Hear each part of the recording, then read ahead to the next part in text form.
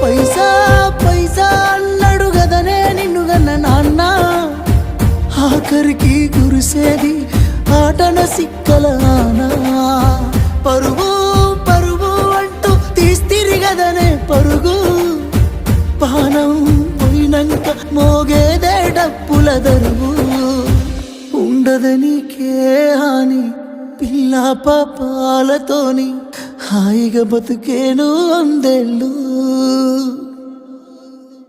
నువ్వు పూలు అల్లుకొని పోతున్నవే అత్తగారింటికి, నే పువ్వులు జల్లుకొని పోతున్ననే కాలే తాటికి.